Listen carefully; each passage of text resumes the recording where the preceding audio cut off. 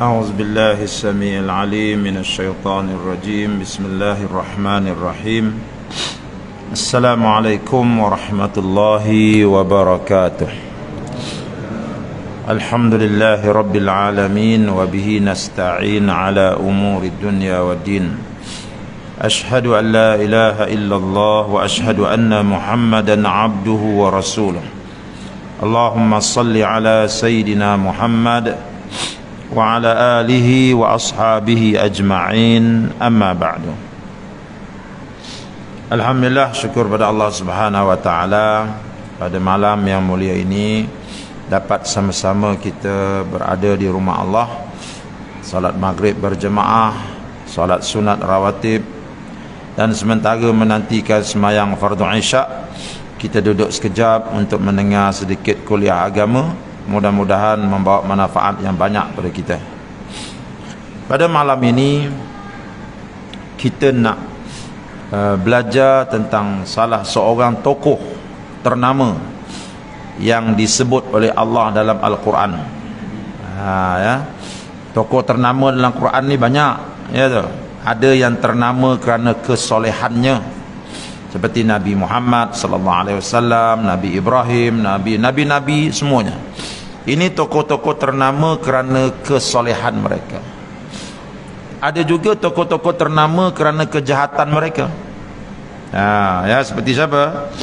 Fir'aun, Haman, Qarun, ya. Ini tokoh-tokoh ternama juga, tetapi kerana kejahatan mereka. Ya. Jadi pada malam ini saya telah memilih salah satu tokoh selebriti yang terkenal dalam Al-Quran. Namanya Qarun. Namanya Qarun. Bulan depan insya-Allah kita bincang pasal Haman pula. Ya, sebab Firaun ini dia punya orang dia, pemimpin dia ada 3 orang hero jahat dalam kisah Nabi Musa. Apa dia? Firaun, Qarun dan juga Haman. Ya, Firaun, Qarun dan juga Haman. Ini tokoh-tokoh jahat dalam kisah Nabi Musa alaihissalam. Tokoh-tokoh baik ramai. Ya. Tokoh-tokoh baik ramai dalam kisah Nabi Musa. Tapi yang jelasnya ialah Firaun, Qarun dan juga Haman. Baik. Bila kita belajar kisah Qarun ini, dia merupakan satu kisah yang mentafsirkan tentang firman Allah Subhanahu wa taala dalam surah Asy-Syura ayat 27. Ya, Allah kata apa? Walau basatallahu rizqa li'ibadihi labaghaw fil ardi walakin yunazzilu biqadarin ma yasha innahu bi'ibadihi khabirum basir. Allah kata apa? Walau basatallahu rizqa li'ibadihi, kalaulah Allah Ta'ala buka, ya, pintu rezeki kepada hamba-hambanya. Semua orang dia buka pintu rezeki. Ya, petik aja dapat. Ya. Nak duit tu macam pergi petik daun pokok ceri, ya. Tu. Tengok pokok ceri depan rumah kita tu. Ya, punya banyak tu. Nak duit je petik.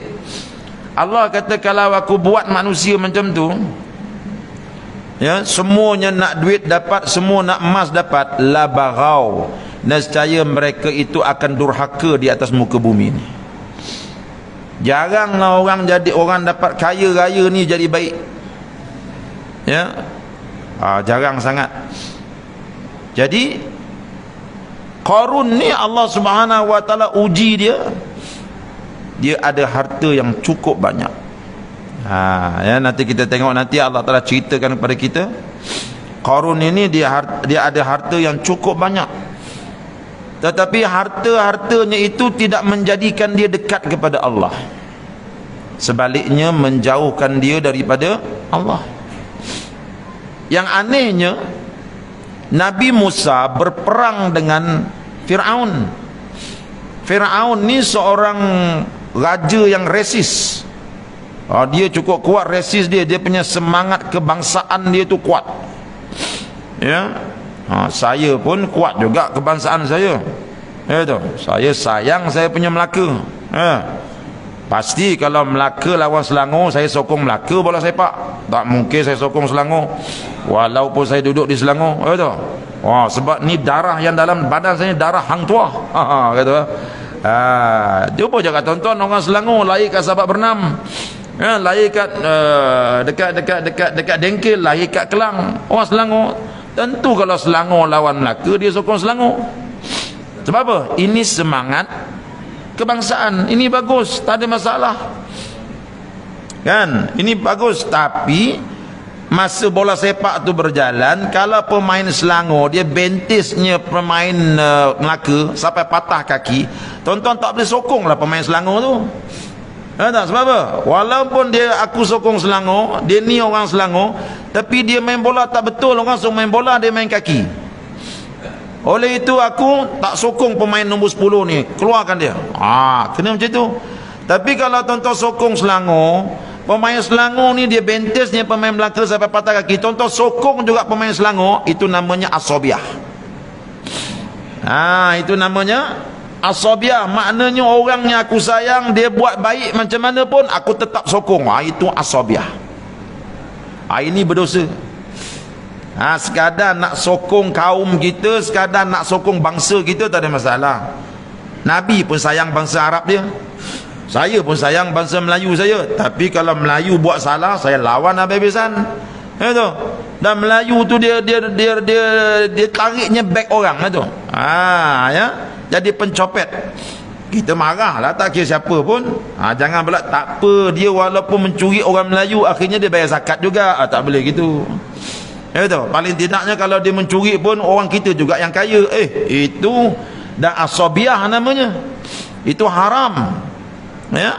Jadi cerita Fir'aun dengan Qarun ni, Fir'aun ni, dia ni bangsa Kipti.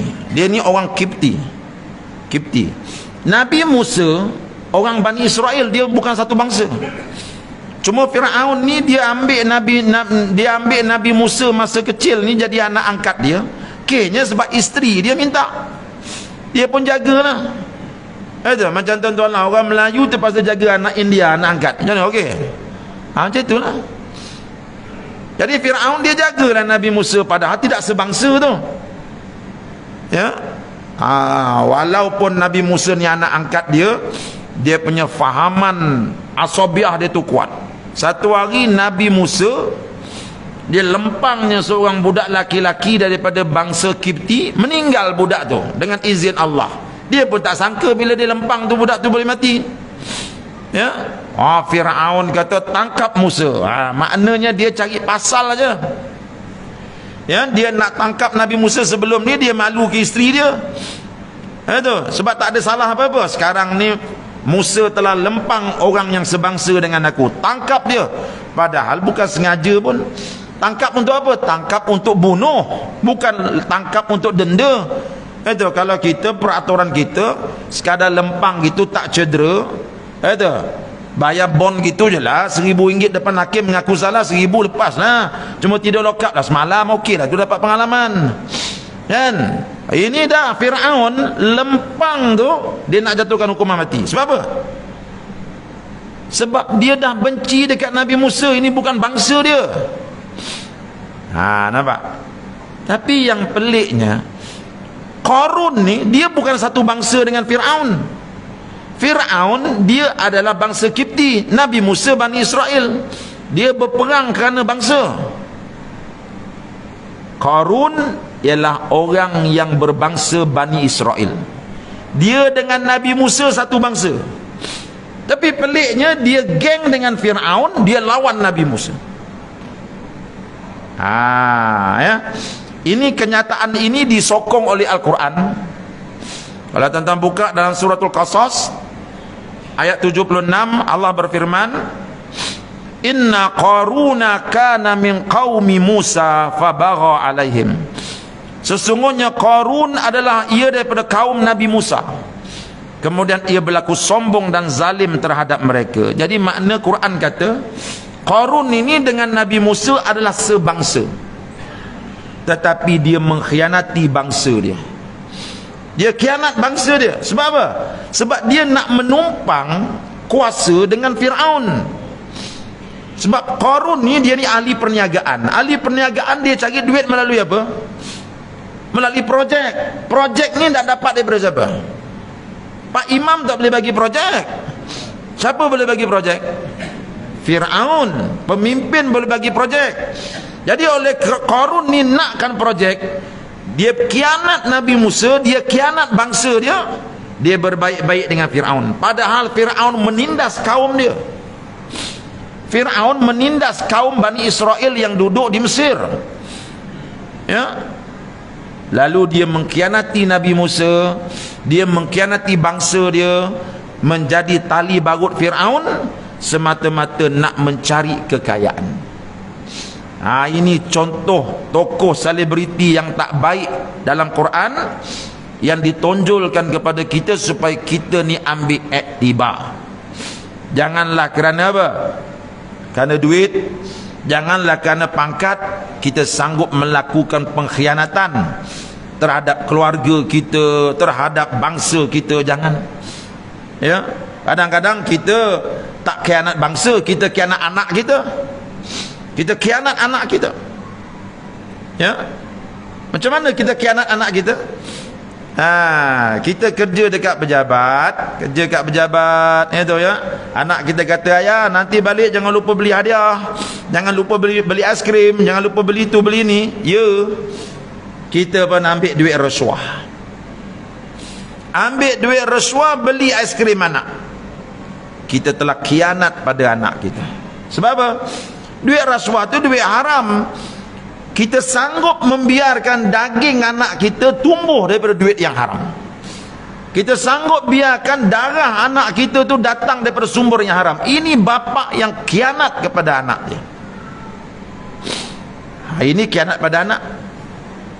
Qarun ni dia khianat kepada bangsa dia. Nanti kita akan tengok dalam suratul Qasas bagaimana orang-orang soleh daripada kalangan Bani Israel pergi jumpa Qarun. Nasihat dia, apa yang kau buat ni wahai Qarun? Nanti kita akan tengok surah ini, ya. Kita pergi satu persatu. Wa atainahu minal kunuzi ma inna mafatihahu latanu bil usbati ulil quwwati idh qala lahu qaumuhu la tafrah innallaha la yuhibbul farihin. Dan kami telah mengurniakannya dari berbagai jenis kekayaan yang anak-anak kuncinya menjadi beban yang sungguh berat untuk dipikul oleh sebilangan orang yang kuat sasa.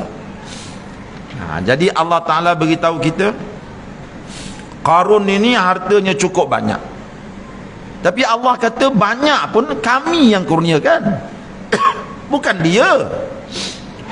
Dia dapat harta yang banyak tu kami yang kurniakan. Memang betul pun, siapa pun atas dunia ni dapat rezeki bukan kerana dia, kerana Allah yang beri, ya. Kita makan gaji kat pejabat tu memanglah kita yang menaip surat, memanglah kita buat kerja, tapi yang bagi kesihatan Allah, ya. Kalau Allah sakitkan kita, tak pergi pejabat kita, tak menaip kita, tak bekerja kita, tak dapat gaji kita. Sebab itu rezeki yang kita dapat datang dari Allah. Allah beritahu dalam ayat ini bahawa Qarun itu kaya, kami yang bagi rezeki dekat dia. Rezeki yang kami bagi itu punya banyaknya, kata Allah. Kalau dalam terjemahan yang ada depan saya ni, dia kata apa? Dia kata kekayaan yang anak-anak kuncinya menjadi beban yang sungguh berat untuk dipikul oleh sebilangan orang yang kuat sasa. Saya kurang bersetuju sedikit dengan terjemahan ini. Sebab apa? Ini terjemahan ini datang daripada riwayat Israiliyat, ya.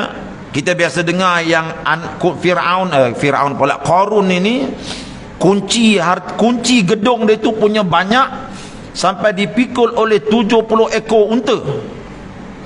Ini tidak ada dalam riwayat-riwayat Islam. ia datang daripada riwayat-riwayat Israiliyat. Tidak ada. Yang ada dalam Quran dia kata apa? Yang ada dalam Quran dia kata inna mafatihahu, sesungguhnya mafatih ini dibahas oleh ulama, bukan anak kunci. Bukan anak kunci. Sebab dalam bahasa Arab anak kunci dipanggil miftah. Mim tu baris bawah, miftah. Jamak dia punya plural mafatih. Miftah sebatang anak kunci, mafatih anak kunci. Anak kunci. Jadi jamak kepada anak kunci, plural kepada anak kunci adalah mafatihu. Ejaan dia min fa'alib tayaha. Sedangkan dalam ayat ini perkataan mafatih ini tidak ada ya. Mim fa'alib taha. Kalau tuan-tuan ada Quran, cuba buka tengok. Dia bukan tulis tayaha, dia tulis taha, mafatih. Plural kepada miftah bukan mafatih. Plural kepada miftah ialah mafatih. Ada ya.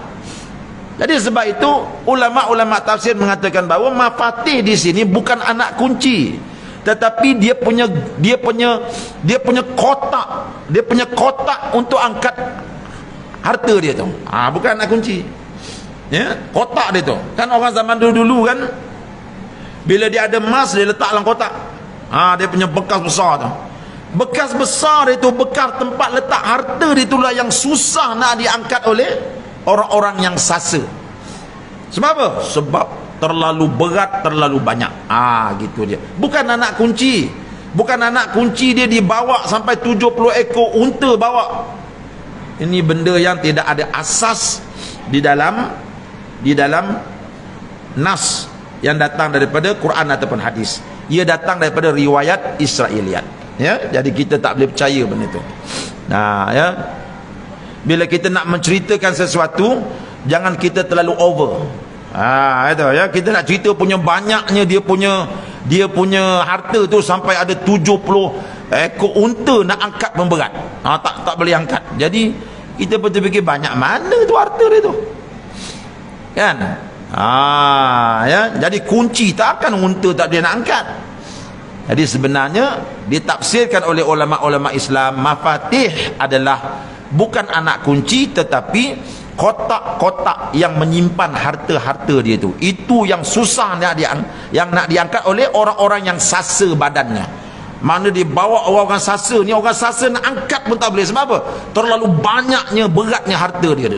Dalam tu dengan duit emasnya, dengan cawan emasnya, dengan gelang emasnya, sebagai satu gambaran bahawa dia kaya. Dia tu kaya. Jadi nak ceritanya bahawa Allah Ta'ala kata, aku berikan kepada Qarun ini nikmat yang cukup besar, yang cukup banyak. Apa dia? Harta kekayaan. Sehingga banyak sangat harta dia. Jadi banyak harta tak apa. Saya nak Abdul Rahman bin Auf pun banyak harta, tetapi dia ada harta dan dia ada iman. Qarun dia ada harta tetapi dia tidak ada iman. Itu perbezaan dia. Jadi dalam ayat ni dia kata orang-orang yang badan sasa-sasa pun tak boleh nak angkat kotak-kotak harta dia tu. Jadi dia melakukan kejahatan. Dengan apa ni? Dengan harta kekayaan yang ada pada dia tu, dia melakukan kerja-kerja yang tidak baik. Apa kerja tak baik dia? Dia menjadi orang yang menghasut Fir'aun untuk menentang Nabi Musa alaihi salam. Sebab orang-orang kaya ni dia cukup takut tuan-tuan dengan benda-benda baik. Orang-orang kaya yang tak beriman, dia takut dengan benda-benda baik. Nampak tak? Fir'aun ni bukanlah jahat mana pun, tetapi dia jadi jahat sangat sebab apa? Sebab dia dikelilingi oleh menteri-menteri yang ada kepentingan, iaitu Haman dan ahli-ahli perniagaan yang ada kepentingan. Bila ketua pemimpin ni dikelilingi oleh ahli perniagaan, habis. Qarun ni dia takut Nabi Musa ni, kalau Fir'aun beriman dengan Nabi Musa, habis tender-tender dia. Betul? Habislah dia kata, habis aku punya bisnes. Itu. Mungkin agaknya bisnes dia benda-benda yang tak halal, contohnya judi. Itu dia agaknya toke toto. Besok kalau menang Nabi Musa, habis ditutup ni, habis bisnes aku. Sebab itu dia pun hasut Firaun. Firaun, kau kena lawan dia ni, jangan bagi muka dengan orang macam ni. Itu.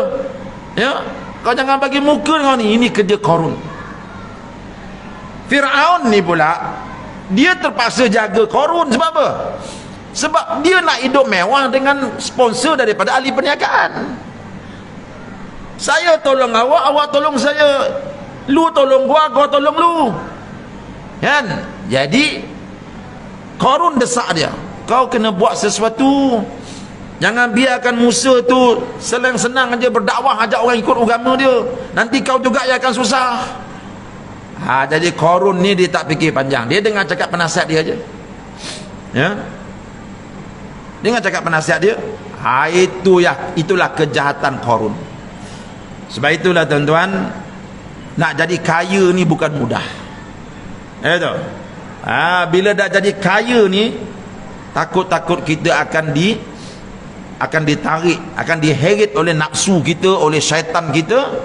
Akhir sekali kita buat benda-benda yang tak elok. Cukuplah sekadar yang Allah bagi ni, okey dah ni. Itu ya. Dengan sikit yang kita dapat ni, maghrib ada dekat surau.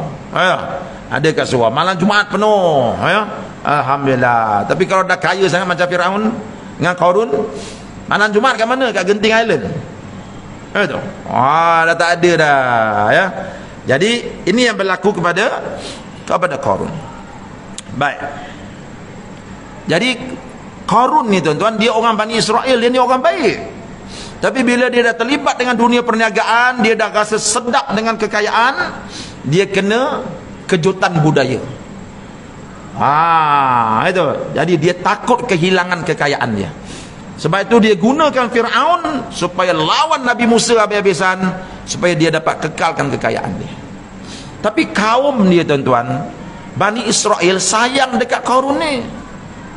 Dia kata Qarun ni dulu zaman budak-budak baik orangnya, zaman dia muda-muda dulu, zaman dia remaja pun baik orangnya.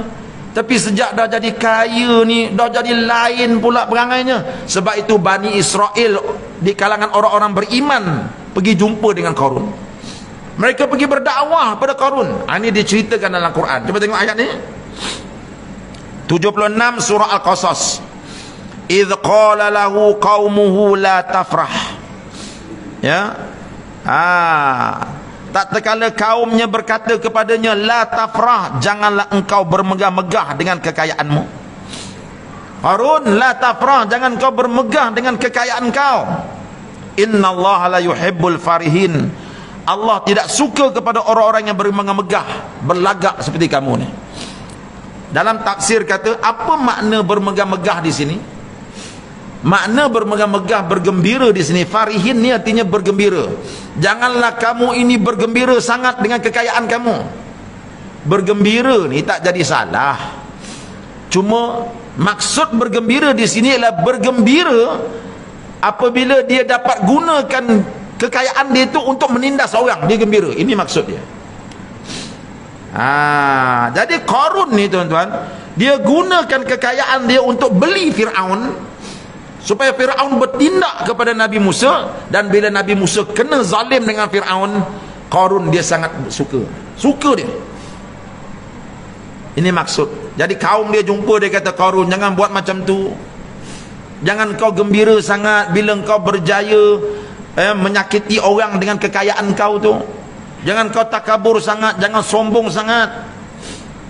Orang kampung dah ingatkan dia, pak saudara dia jumpa, anak saudara dia jumpa. Tapi Qarun, tengok apa jawapan Qarun tuan-tuan. Ya, nanti kita tengok jawapan dia nanti. Dan nasihat yang kedua, orang-orang beriman daripada kalangan Bani Israel, nasihat yang kedua, apa dia? Wabtaghi fima atakallahu daral akhirah wala tansa nasibaka minad dunya. Dan tuntutlah dengan harta kekayaan yang telah dikurniakan Allah kepadamu akan pahala dan kebahagiaan hari akhirat, dan jangan engkau melupakan bahagianmu, ini keperluan dan bekalanmu dari dunia. Jadi Bani Israel jumpa dia, dia kata, Qarun, Kau jangan sesat atas dunia ni. Carilah bahagian engkau untuk akhirat. Wabtaghi fima ataqallahu daral akhirah. Ya, tuntutlah dengan harta kekayaan yang telah dikurniakan Allah kepadamu akan pahala dan kebahagiaan di akhirat. Ni harta yang kau ada ni, gunakan untuk cari akhirat. Jangan kau gunakan harta kau ni untuk buat nyanyi ke orang, bantu dakwah, tolong Nabi Musa. Nabi Musa tu orang kita, satu bangsa dengan kau. Nampak tuan-tuan? Kaum dia nasihat, kau ni orang kaya, kaya tak jadi masalah, tapi gunakan kekayaan kau untuk buat benda baik, untuk buat pahala di akhirat. Tetapi kau jangan lupa sedikit bahagian untuk kau di atas dunia ni. Maknanya harta yang kau ada tu gunakan untuk cari akhirat, tapi tak salah kalau kau gunakan sikit untuk keseronokan atas dunia ni. Ada harta infak buat masjid, ada harta tolong dakwah sana, tolong sekolah tahfiz sini. Tapi tak salah kalau sedikit harta tu kau gunakan untuk pergi berjalan. Itu sekali-sekala bawa anak pergi Sweden. Mana je pergi Sweden itu, ya? Sebab nak pergi umrah pun dah 75 kali pergi. Itu mana je saja saya nak pergi negara Balkan, nak tengok negara Balkan ni, tengok apa jadi. Itu tak apa, pergi. Sebab apa? Sebab sebahagian daripada harta dia telah guna untuk akhirat. Dan tak apa sedikit daripada yang kau gunakan untuk cari nikmat dunia. Boleh? Itu. Tukar kereta, boleh tukar kereta. Ya, dah pendapatan dia satu bulan 10 juta, tak salah itu kalau dia nak tukar kereta besar. Ya, tukar tak apa. Sebab apa? Sebab sebahagian daripada harta dia telah guna untuk agama Allah. Tidak jadi masalah. Ini nasihat kaum dia. Ya. Inilah kita tengok cerita para sahabat Nabi kita Muhammad sallallahu alaihi wasallam, tuan-tuan. Yang miskin-miskin ni ketika berlaku perang Tabuk, Nabi buat iklan, siapa di kalangan kita yang nak infakkan harta ke jalan Allah, sebab kita kekurangan dana ni. Yang kaya-kaya daripada kalangan sahabat datang, ya Rasulullah, ini suku daripada harta aku ambil, orang kaya. Yang ni pula, ya Rasulullah, separuh daripada harta aku ambil. Datang Sayyidina Abu Bakar, ya Rasulullah, semua harta aku ambil untuk jalan Allah. Orang kaya-kaya dia bagi semua harta pun, semua harta habis hari tu, besok pagi tumbuh balik, betul tak? Payment yang belum masuk tu besok datang semua. Itu sebab itu dia kata ambil dah semua ya Rasulullah, sebab besok masuk lagi. Itu tak ada masalah lah itu, ya. Sebab tu Sayyidina Abu Bakar dia kata ambil, bukan makna bila ambil semua tu dia tak ada apa-apa dah, bukan. Ada lagi yang lain masuk. Orang kaya, sahabat-sahabat Nabi yang miskin ni melopong tengok. Yang ni bagi semua harta ni, separuh harta. Ya Rasulullah, kami yang miskin ni nak bagi apa ya Rasulullah? Kami tak ada benda apa nak bagi ni. Kalau gitu syurga ni dapat ke orang kaya je lah. Orang miskin macam kami ni tak dapat lah. Nabi ni tuan-tuan, bila tengok orang miskin nak berderma tak ada duit, dia cakap benda untuk ambil hati. Untuk ambil hati orang miskin. Dia kata apa? Tak apa, kalau kau tak boleh derma banyak-banyak, engkau senyum kat muka kawan kau pun, itu pun derma juga. Senyum. Jadi makna hadis yang suruh senyum dekat muka kawan tu, itu untuk orang miskin, bukan untuk orang duduk seksyen 20 ni. Ini duduk seksyen 20 kereta besar suruh derma senyum. Apa? Senyum kan sedekah. Itu Nabi sebut untuk orang miskin yang tak ada duit, untuk ambil hati dia supaya dia tak rasa tersinggung sebab dia tak dapat derma. Engkau alihkan dahan-dahan pokok dekat jalan raya tu supaya orang senang nak jalan, itu pun derma juga. Nabi pun tanya kepada dia, engkau ada apa?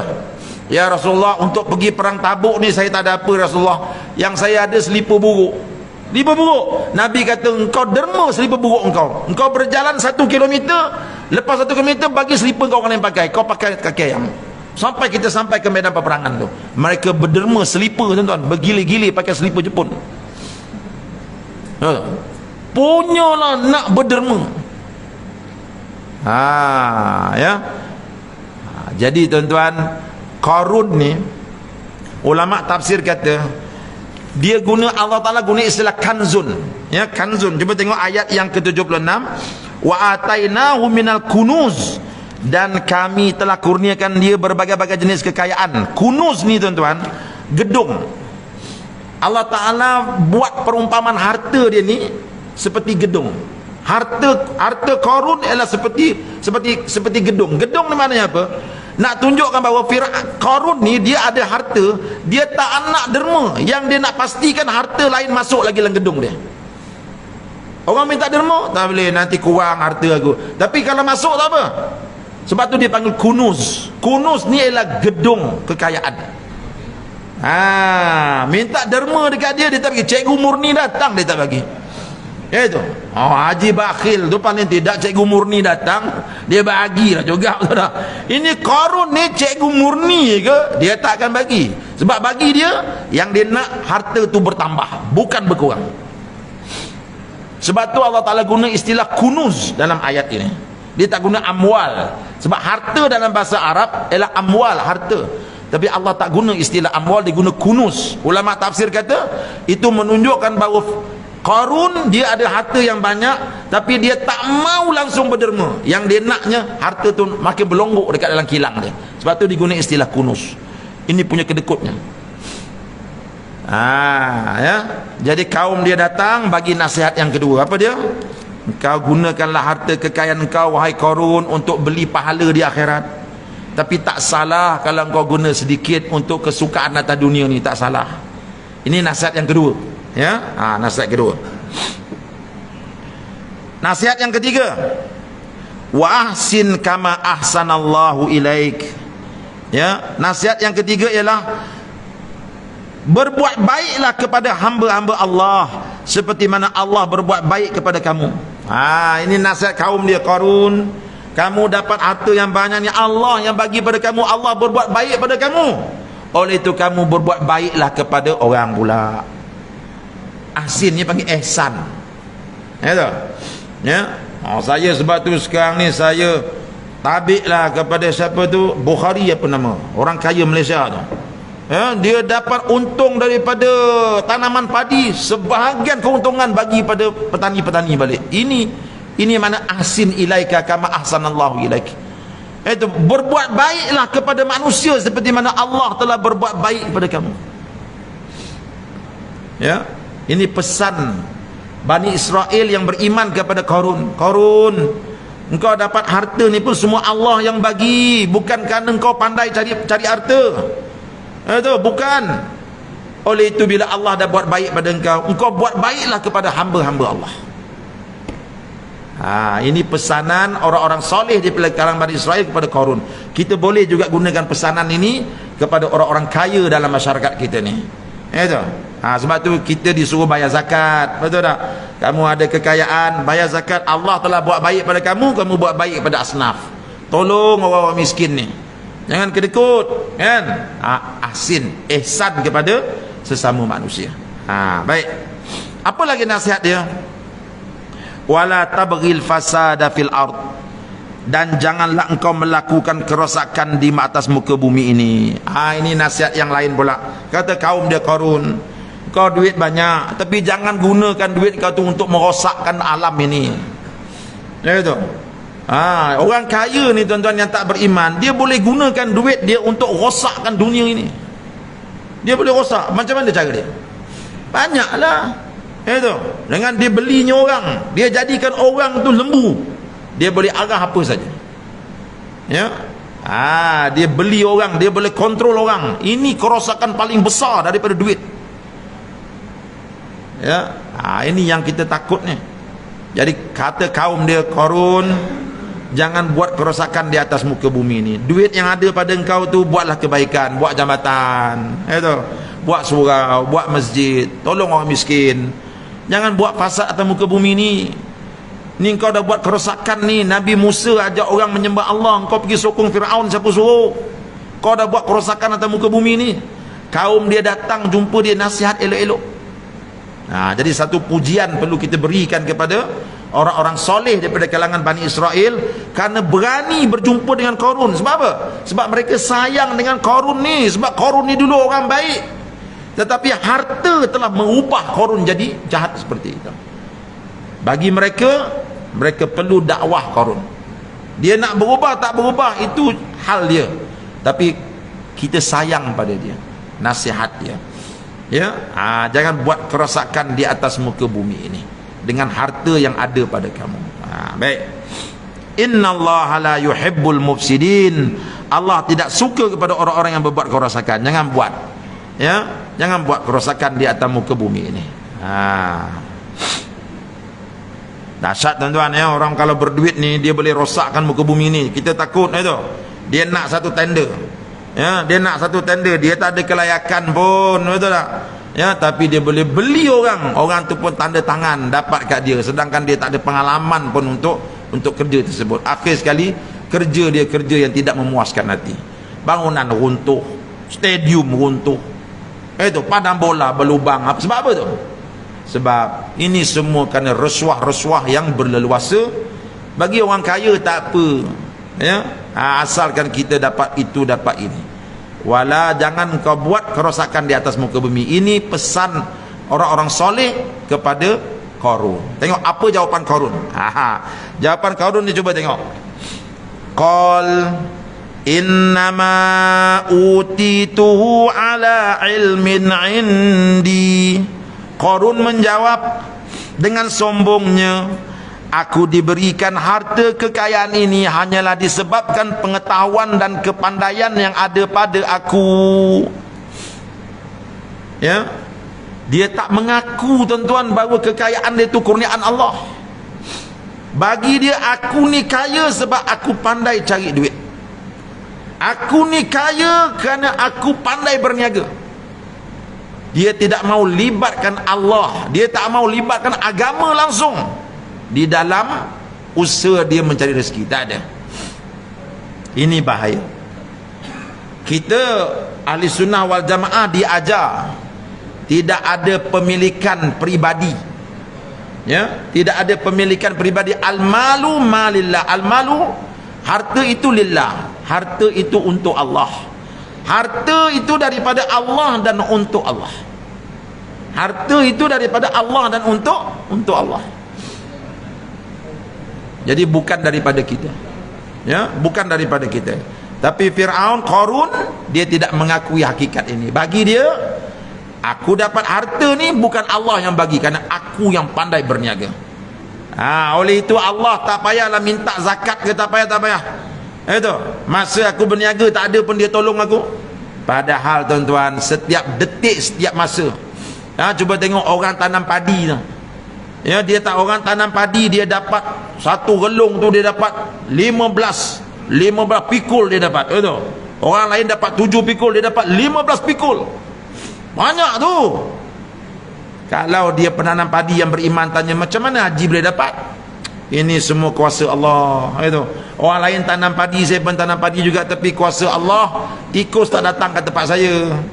Dengan kuasa Allah, itu dalam sawah saya tengok ikan muka main banyak, tempat lain tak ada ikan. Bila ikan banyak maka oksigen banyak, padi saya boleh naik dengan baik. Itu bila ikan banyak maknanya racun tak ada dalam tu. Saya guna baja organik. Allah Ta'ala bagi saya rezeki yang lebih.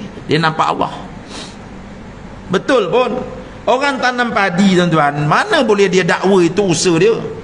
Orang tanam padi ni paling usaha dia boleh buat apa dia? Dia boleh beli benih padi. Dia beli benih padi, lepas tu dia semai kat tapak semayan. Dekat tapak semayan tu tumbuh tidak tumbuh padi, itu semua kerja Allah, bukan kerja dia.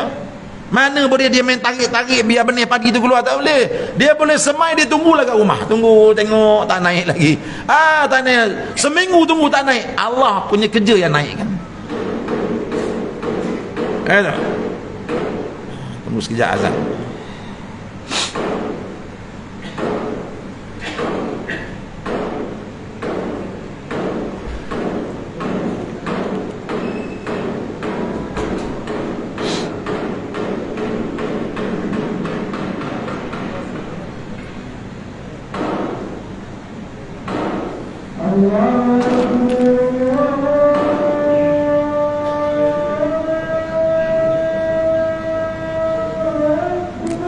Allahu Akbar.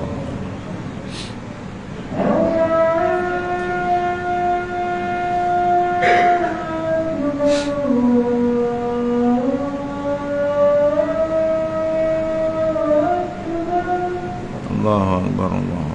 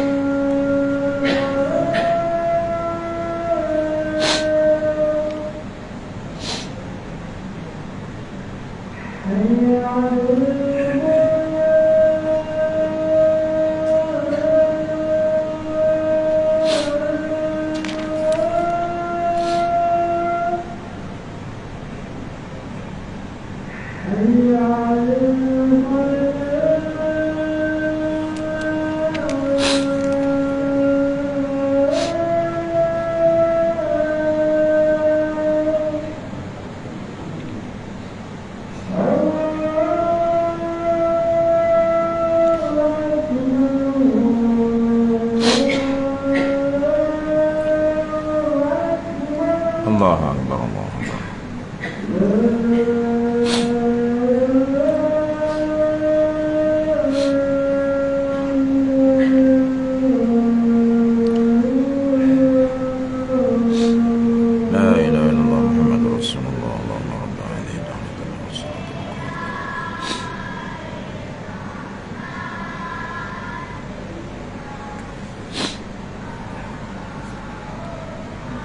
Jadi segala yang kita dapat datangnya daripada Allah. Qarun tidak mau mengakui perkara tersebut. Ya. Dia tidak mau perniagaan dia terlibat dengan agama. Tuhan tidak ada kena mengena. Ya. Apa jawapan Allah? Allah marah dengan jawapan Qarun ini. Kata Allah, awalam ya'lam anna Allah qad ahlaka min qablihi minal qurun man huwa ashaddu minhu quwwatan wa aktharu jam'a wa la yus'alu an dhunubihim al mujrimun. Ya, kata Allah, kalaulah Qarun itu orang yang bijak pandai, tidaklah ia mengetahui dan pandai memahami bahawa Allah telah membinasakan sebelumnya dari umat-umat yang telah lalu orang yang lebih kuat daripadanya dan yang lebih banyak mengumpulkan harta kekayaan. Dan ingatlah, orang yang berdosa apabila diseksa tidak lagi ditanya tentang dosa-dosa mereka, karena Allah sedia mengetahuinya. Murkanya Allah dengan jawapan Qarun, sebab dia tak ingat Allah, dia belakangkan Allah dengan kekayaan dia itu. Allah kata, wahai Qarun, kamu kena ingat, atas dunia ni ada orang lebih kaya daripada kamu, aku hancurkan mereka. Atas dunia ni ada orang lebih banyak harta daripada kamu, aku dah hancurkan mereka dah. Kalau orang yang lebih kaya daripada kamu pun aku boleh hancurkan dia, kamu lebih senang aku hancurkan, wahai Qarun. Dan wahai Qarun, kamu kena ingat, bila kamu masuk dalam api neraka aku nanti, aku takkan tanya lagi apa dosa engkau. Sebab apa? Sebab engkau tahu apa dosa engkau, engkau tahu sebab apa aku mengazab engkau. Ini jawapan keras daripada Allah Ta'ala terhadap orang yang menafikan, ya, peranan Allah di dalam memberi rezeki. Orang yang sombong, ya. Qarun, Allah Ta'ala beri peringatan pun dia tak ada rasa apa-apa, tuan. Sebab hidup dia telah tenggelam dengan kekayaan. Ini bahaya sangat, ya, bila kita sudah hidup dengan tenggelam dengan kekayaan. Tengok apa jadi, tuan-tuan. Qarun ni orang yang degil. Kaum dia jumpa dia, nasihatkan dia. Dengan nasihat tersebut dia jadi lebih jahat. Ya, dia jadi lebih jahat. Tengok apa dia buat. Cuba tengok ayat 79 surah Al-Qasas. Fa kharaja ala qaumihi fi zinatihi. Maka Qarun keluar kepada kaumnya dengan memakai perhiasannya. Dia pun keluar, tuan-tuan. Ya, kita tak tahu macam mana pakaian yang dia pakai itu. Sekadar mana, adakah dia letak semua gelang dia, adakah semua dia letak emas dia, kita tak tahu. Quran tak cerita secara detail. Kalau ada orang boleh cerita macam mana pakaian dia, itu sahlah, itu riwayat Israiliyat, ya. Itu daripada Israiliyat dah tu. Katanya dia pakai emas kat kepala dia, dekat dada dia. Quran tak cerita. Cuma Quran cerita bahawa dia keluar tu, dia pergi jumpa kaum dia. Kamu datang nasihat aku, ya, ya, kamu kata gini-gini. Dia keluar dengan pakaian dia yang paling cantik, tuan-tuan. Dia bawa segala kemewahan dia, dia jalan depan kaum dia, tunjukkan kekayaan dia kepada orang ramai. Ya, nak cerita bahawa apa? Aku walaupun tak ingat Tuhan tapi aku kaya. Kamu ingat Tuhan pun kamu tak kaya macam aku. Dia nak cabar. Ya. Qala alladhina yuriduna al-hayata ad-dunya ya laita lana mithla ma utiya Qarun innahu ladzu hadzin azim. Pada saat itu berkatalah orang-orang yang semata-mata inginkan kesenangan dunia, alangkah baiknya kalau kita ada kekayaan seperti yang didapati oleh Qarun. Sesungguhnya dia adalah seorang yang bernasib baik.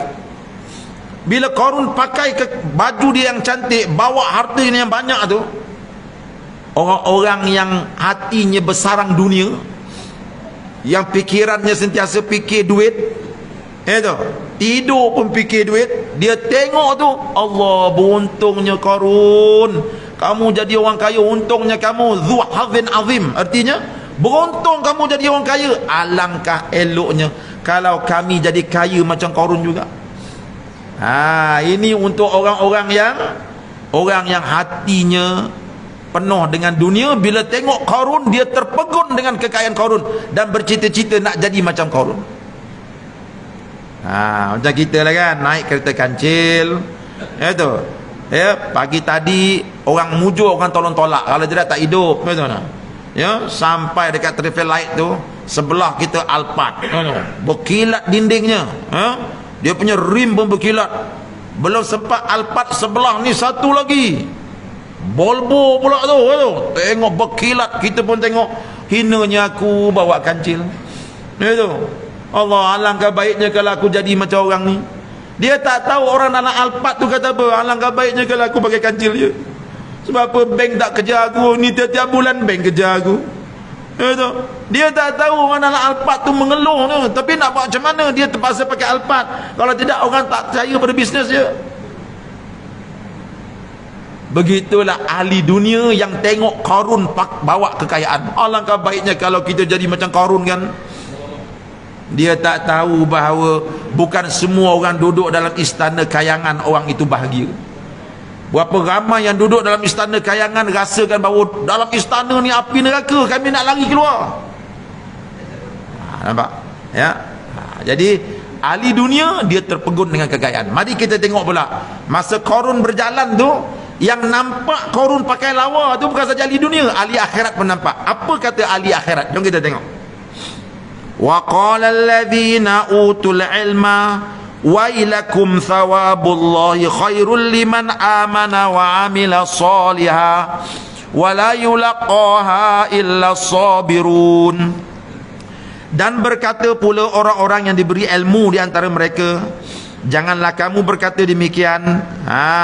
Pahala dari Allah lebih baik bagi orang yang beriman dan beramal soleh, dan tidak akan dapat menerima pahala yang demikian itu melainkan orang-orang yang sabar. Orang-orang yang beriman. Kata Haji, jangan cakap gitu Ji, Fir'aun Qarun tu dia jadi kaya, dia bukan orang yang bernasib baik. Haji lagi bernasib baik. Sebab apa? Haji walaupun miskin, zuhur ada kat masjid. Haji walaupun duit tak banyak, maghrib ada kat masjid, dengar kuliah sampai habis. Qarun walaupun dia kaya, di mana dia datang kuliah? Dia tak ada, dia hidup dunia. Haji walaupun miskin, dia perompak tak teringin nak umpil rumah haji. Perompak umpil rumah siapa? Rumah orang kaya. Haji beruntung je. LSDN tak cari haji, orang tu LSDN kejar dia. Jadi orang miskin ni dia fikir, aku malang. Sebenarnya yang kaya tu lagi pening kepala. Tak cari, tanyalah orang kaya-kaya kat sini. Cara duduk tu kita kenal, cara sandar tu kita kenal, dia kaya ke tidak. Jadi orang-orang yang berilmu kata apa? Jangan kau tengok Qarun tu kaya kan, senang. Belum tentu lagi engkau lagi bertuah. Sebab engkau dapat berjalan dengan Nabi Musa, dengar taklimat daripada Nabi Musa, engkau beriman pada Nabi Musa, engkau takutkan Allah. Ini lebih beruntung. Bagi orang beriman, mereka rasa mereka lebih beruntung. Jadi antara dua ni tuan-tuan, kita buatlah pilihan. Agaknya tuan-tuan nak yang mana? Tahu ya? Kaya? Alhamdulillah, kalau kita mampu jadi kaya beriman, silakan. Ya. Tapi takut-takut bila jadi kaya kita terlupa bab iman tersebut. Ya. Ya. InsyaAllah orang miskin tapi takut juga miskin yang tak ada iman lagi takut tu. Jadi kita ambil iktibar daripada kisah ini, ya, bagaimana orang-orang beriman dia bagi komen, dah tak semestinya Qarun itu bahagia, tetapi kamulah dzu hadzin azim. Kamulah lebih bahagia sebab kamu bersama dengan Nabi Musa. Kamu beriman kepada Allah Subhanahu wa taala. Jadi Qarun pun berjalan. Qarun ni tuan-tuan, bila dia buat macam tu, dia menarik kemurkaan Allah. Sebab apa Allah murka? Sebab bila dia tayang kekayaan dia, ahli-ahli dunia menjadi sesat. Walaupun dia tak ajak, tapi bila dia berjalan tu, ahli dunia tengok, Allah, aku nak jadi macam dia. Itu, nak jadi macam dia lah. Kan? Peniaga yang jujur, aku nak jadi macam Qarun lah. Kalau aku jujur meniaga, bila nak untung, nak menipu jugalah. Ya tu. Sebab dia tengok ni kaya ni. Aku meniaga 8 balik jujur berapa kali terbalik lah. Aku nak jadi macam Qarun. Perbuatan Qarun telah menyesatkan ramai orang. Ramai orang yang duduk tepi jalan jadi sesat. Jaga tuan-tuan, ini powernya kesan harta tersebut. Ya. Sebab itu ramai ustaz-ustaz kita, tok guru kita pesan, jangan pandang kekayaan-kekayaan manusia ni. Kan Nabi SAW satu ketika tuan-tuan, dia tengah mengajar, tiba-tiba lalu kafilah dagangan. Atas kafilah dagangan tu ada macam-macam benda-benda perniagaan yang hebat-hebat lah. Para sahabat dan Nabi pandang.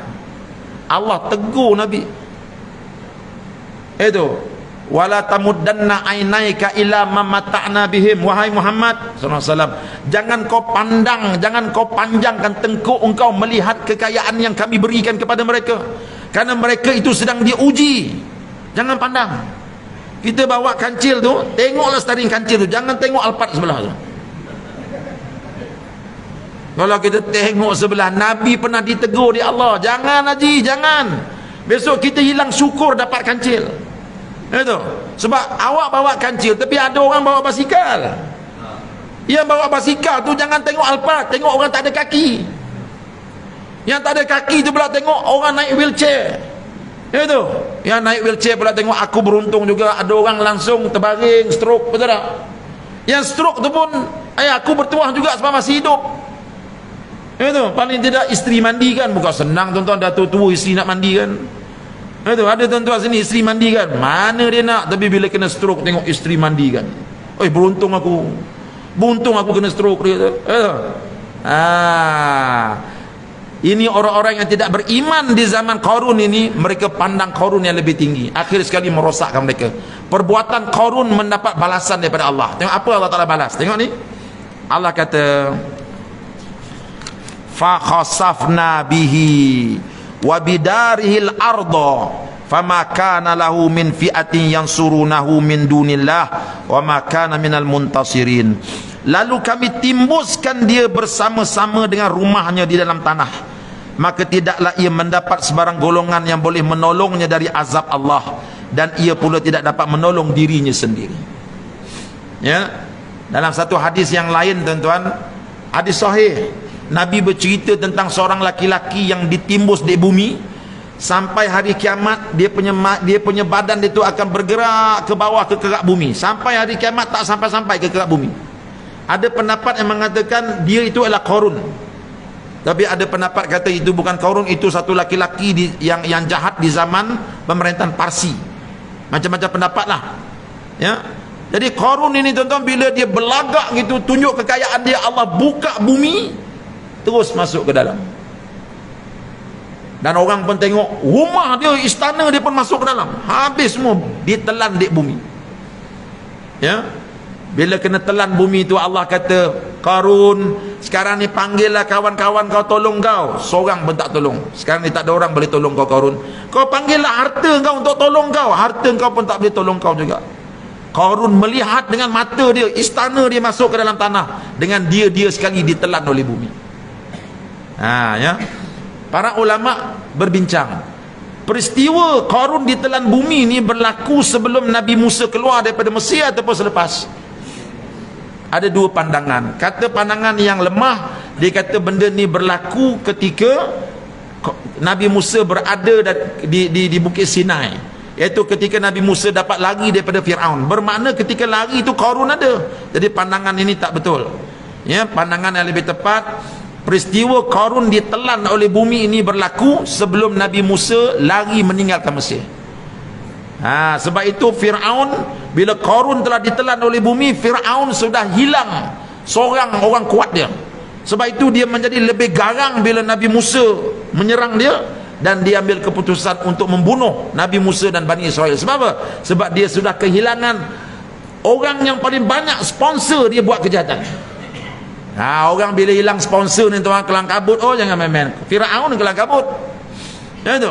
Dulu Qarun jadi sponsor dia, banyak duit, dia lega. Bila sponsor dah habis tuan-tuan, Fir'aun menjadi lebih jahat. Lebih jahat. Apa saja yang boleh menyelamatkan dia akan buat. Antaranya apa? Bunuh Fir'aun, bunuh Musa, dan juga Bani Israel. Itu yang Fir'aun kumpulkan tentera dia, cari Nabi Musa dan Bani Israel, hapuskan semuanya selepas Qarun ditelan oleh bumi. Ya. Baik tuan-tuan, apa jadi kepada orang-orang yang kata Qarun tu orang beruntung? Cuba tengok ya.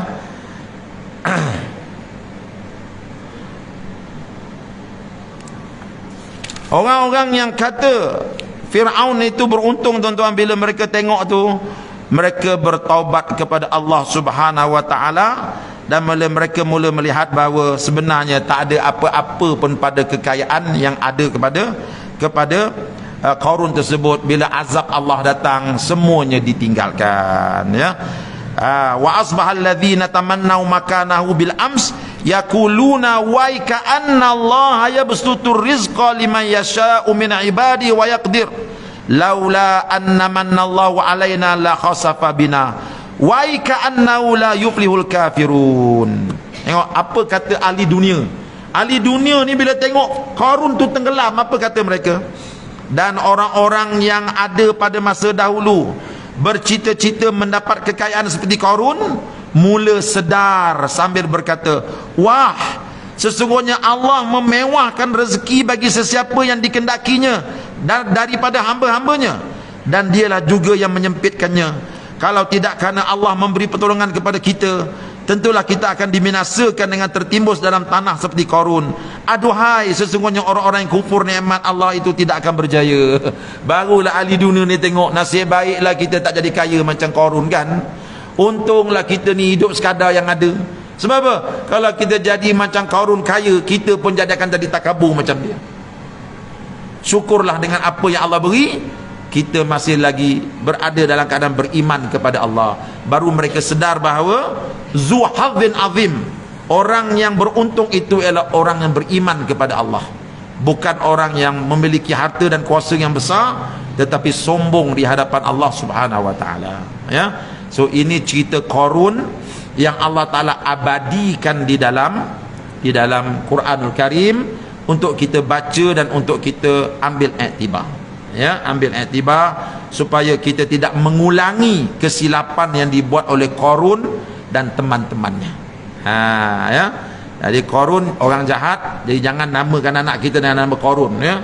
Kan dia tengok mentah-mentah nama tu ada dalam Quran, elok juga Qarun ya. Ini Qarun selebriti jahat dalam Quran.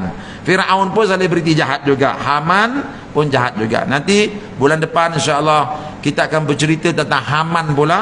Apa cerita Quran tentang Haman? Kalau Qarun ahli perniagaan yang telah merosakkan Fir'aun, Haman pula ialah ahli politik yang telah merosakkan Fir'aun.